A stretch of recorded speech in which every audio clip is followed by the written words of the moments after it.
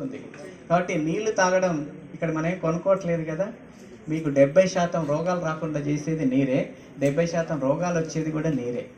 తాగాల్సిన టైంలో తాగకపోయినా తాగాల్సిన టైం లోపల వేరే రకంగా తాగినా మనకు అనారోగ్యం వస్తుంది. అందుకని జెన్యూన్గా నీళ్లు తాగే విధానం నేర్చుకుంటే అసలు మీకు ఎప్పుడు రోగం రాదు.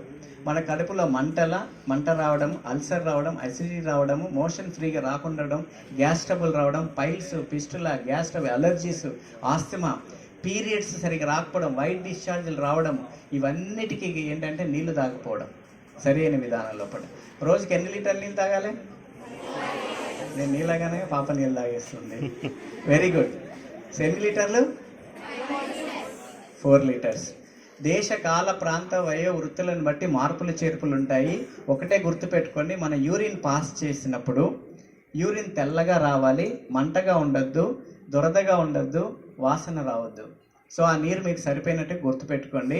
హార్డ్ అండ్ ఫాస్ట్ రూల్ ఏం లేదు. మీరు ఒక్కొక్కసారి కొద్దిగా తక్కువ ఎక్కువలు ఉంటాయి. మనం తినే ఆహారాన్ని బట్టి, బాడీ టెంపరేచర్ని బట్టి, వాతావరణాన్ని బట్టి, ఎమోషనాలిటీని బట్టి ఎన్నో రకరకాల అవన్నీ కూడా ఇన్ఫ్లుయెన్స్ చేస్తాయి.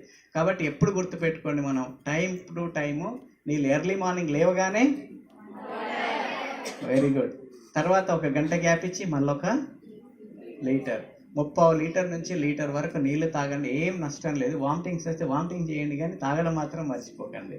మీకు జ్వరము, దగ్గు, కఫము, మోషన్ ప్రాబ్లమ్స్ అన్నిటికీ ఒకటే answer, early morning. Doctor Mantena Satyanarayana Raju garu ఇంత లెవెల్లో కొన్ని కోట్ల మందిని ఇన్ఫ్లుయెన్స్ చేసే ఫస్ట్ ప్రిన్సిపలే నీరు మీరు. ఆయన నీరు మీరుతోనే స్టార్ట్ చేశారు. నీళ్లు తాగితే మోషన్ ఫ్రీ అవుతుంది, అంతే.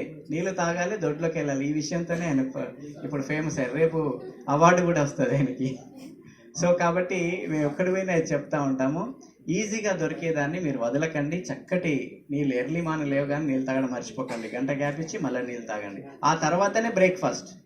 కానీ మనం బ్రేక్ఫాస్ట్ అని తినడానికి ఇష్టపడతాం, కానీ తాగడానికి ఇష్టపడం. ఎందుకంటే తాగితే ప్రాబ్లం అవుతుందని. దాన్ని ఆపకూడదు. మలమూత్ర విసర్జన ఎప్పుడు సాఫీగా ఉండాలో ఆపకూడదు. ముఖ్యంగా స్త్రీలు, పిల్లలు, యంగ్స్టర్స్ సిగ్గుపడుతూ, ఇబ్బంది పడుతూ నీళ్లు తాగకుండా తగ్గించుకెట్టని వెళ్ళాలంటే మూత్రం ప్రాబ్లం అని నీళ్లు తాగరు. అదే మనకు చాలా సమస్య అయిపోయింది. అదే మనకు శాపం అవుతుంది. మర్చిపోవద్దు. రెండో ప్రిన్సిపల్.